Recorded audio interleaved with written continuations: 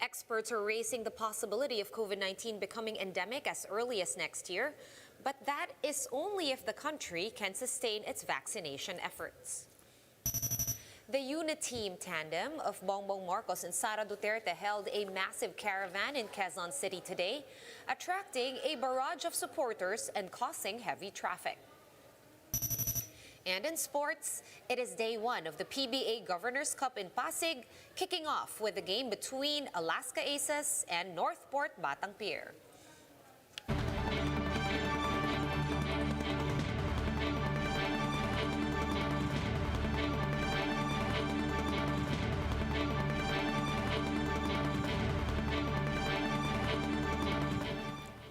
Fast, focused, and fearless. Here's a roundup of stories we're watching now.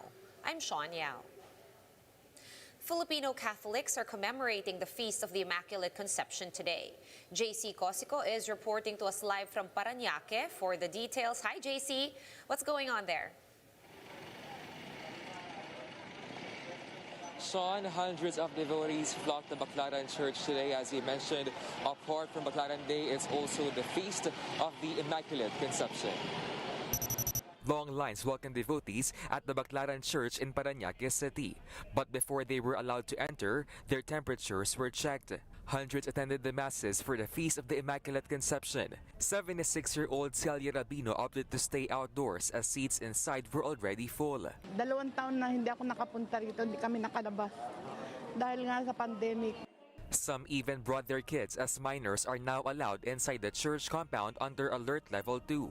Bikers also stopped by Baclaran Church. Among them is Bobby, who pedaled for more than an hour all the way from Navotas. Kasi napakahirap na ngayon ang buhay ng tao ngayon dahil gawa ng sa pandemento, marami naghihirap. Sana po ay mawala na po ang pandemyang ito na nagpapahirap sa atin.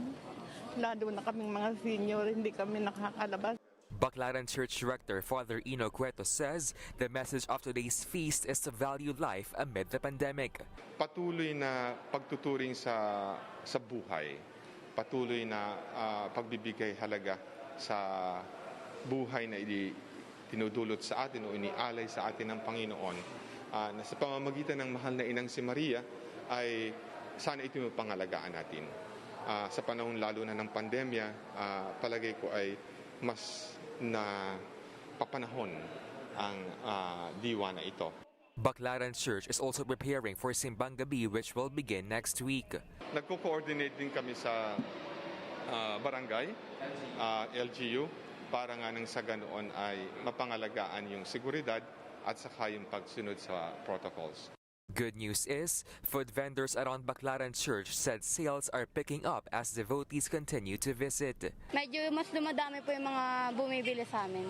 However, it's a different story for Tiangge vendors in the area as they lament low sales. They hope to earn more as Christmas Day nears. Matumal pa rin hanggang ngayon. Siguro depende na din na ang iba walang trabaho, yung iba tambay o iba talaga hindi pa nakagala. Sean, the last mass will be at 6:30 p.m. today, while the church will remain open for 24 hours. Those coming were told to observe minimum health protocols, while senior citizens and PWDs were told to just observe masses online. Back to you. Thank you so much for those updates and stay safe out there. That was JC Cosico reporting to us live from Parañaque City. Thank you, JC. In other news, COVID-19 could be treated much like the seasonal flu by next summer, according to an Octa research fellow. Father Nick Austriaco told the chiefs that COVID-19 could be considered endemic next year if vaccination efforts are sustained. An endemic state means that the disease is still present but no longer overwhelms the healthcare system. Everything is dependent on appearance of a new variant, right? A new variant, but given what we have now, if we can sustain our vaccination, if we can obtain enough or at least some antivirals, we will be able to return to pretty much endemic levels, hopefully by next summer. And one infectious diseases expert also believes that COVID-19 could be considered endemic by 2022. In an interview with us earlier, Dr. Ron-Jean Solante cited the country's improved vaccination rate. However, the infectious diseases specialist expressed concern over the emergence of a new variant that can evade vaccine immunity. There's a possibility that it can be endemic, but still we want to believe that without a new variant of concern, which might change the game in terms of the current vaccine efficacy. Solante noted, though, that the current available vaccines are still effective against the Omicron variant. With this, he says, the challenge now is the deployment of booster doses every 6 months. I think what's crucial here, Sean, is the booster doses, because we know that post-vaccines effectiveness waned after 6 months. And that's why we need to, again, give another dose for us to maintain the low level of cases. And one expert from the Johns Hopkins Center for Health Security also sees COVID-19 eventually becoming seasonal, much like the flu. Let's listen in. It's one single news article that says Omicron tilts towards being a cold. What say you about the present research on Omicron?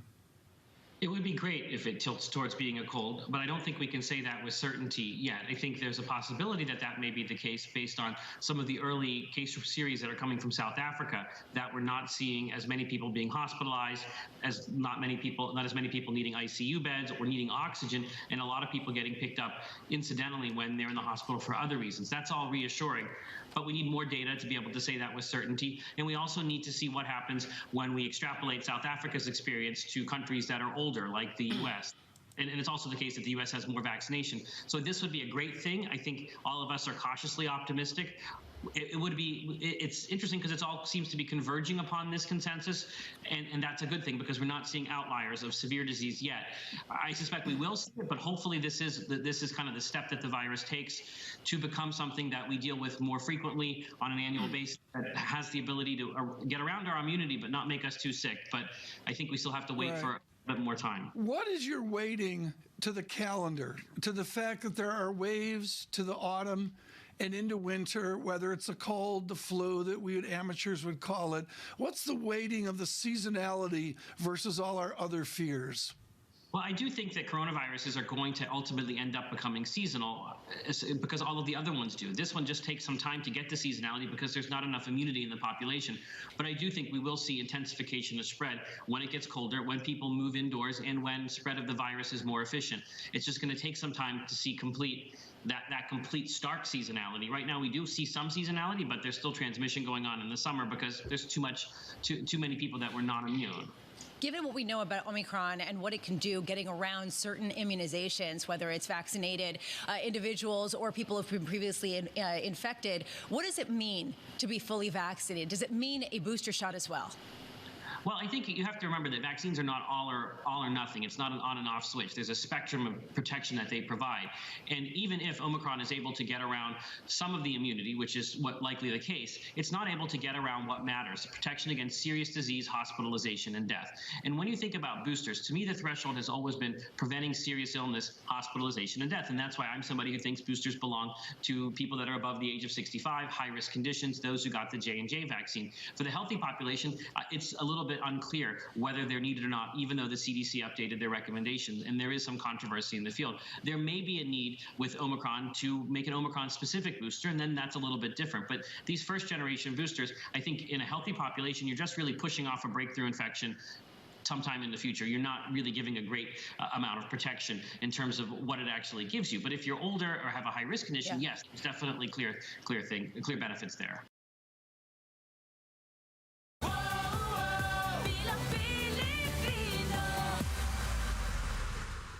Here are some election-related stories we're watching. The Bongbong Sara tandem kicked off their Metro Manila caravan in Quezon City today. The two were welcomed by throngs of supporters, causing heavy traffic in the eastbound lane of Commonwealth Avenue and Quezon Avenue. Motorists were advised to take alternate routes in order to avoid adding to the congestion in the area. Davao City mayoral candidate Ruy Lopez insists that the Dutertes left a bad legacy in the city. In an interview with All Politics is Local, Lopez said the Dutertes normalized killing, corruption, and abuse of power. He adds that it is time for President Duterte to retire from politics. Recall that Ruy's father, former Davao City Mayor Elias Lopez, introduced Duterte to politics back in 1987.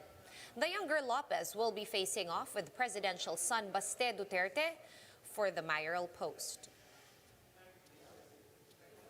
And up north, tourism in Baguio is picking up as more visitors are allowed into the City of Pines this holiday season. Ryan Ang with the story. A dramatic sunset, a cool breeze, and a breathtaking view of the city. This is what Mirador Heritage and Eco Park in Baguio has to offer for tourists. Visitors marvel at the scenery, especially the Mirador Hill Peace Memorial with a torii, a traditional Japanese gate commonly found in shrines. It has a bell made out of a neutralized bomb dropped at Midori Hill during World War II. There's also the Arashiyama Bamboo Grove that has a trail surrounded by Japanese bamboos. The entire area makes tourists feel like they're in a foreign country.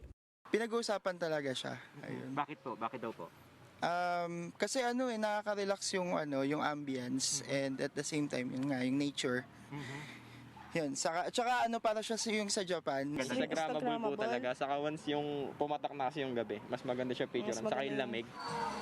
If you want to experience a white Christmas, you might want to try the Christmas Village in Baguio Country Club. Aside from colorful lights and decorations, you can play with Santa and artificial snow released every 15 minutes. It's open from 2 to 10 p.m.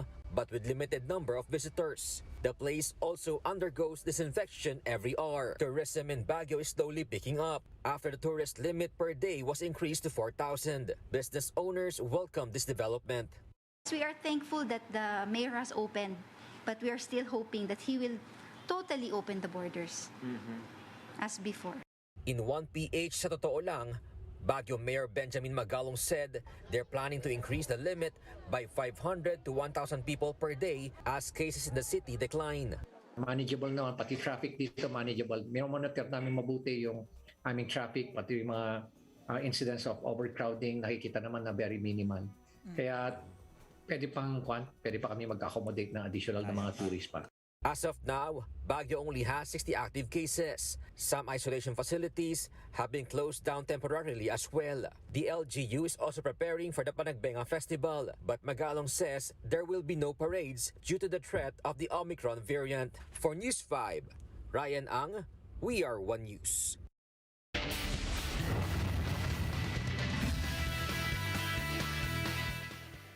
The Alaska Aces opened the PBA Governor's Cup with a nail-biting win over NorthPort Batang Pier, 87-85. Robbie Herndon drilled the go-ahead bucket for Alaska with 30 seconds left as the Aces secured the win. Alaska import Olu Ashaulu led the team with 20 points, while Jeron Teng added 19. New Batang Pier member Arwin Santos led NorthPort with 23 points, while Greg Slaughter chipped in 18. Game 2 of today's PBA tip-off is between the NLEX Road Warriors and the San Miguel Beermen. For more updates, visit News 5, The Philippine Star, and Business World online. Visit our website, onenews.ph, for more in-depth analysis. You can also catch One News on the Signal Play app. Register for a free account at www.signalplay.com and stream One News live anytime, anywhere. Masks on, wash hands, and stay safe, Philippines. I am Sean Yao. We are One News.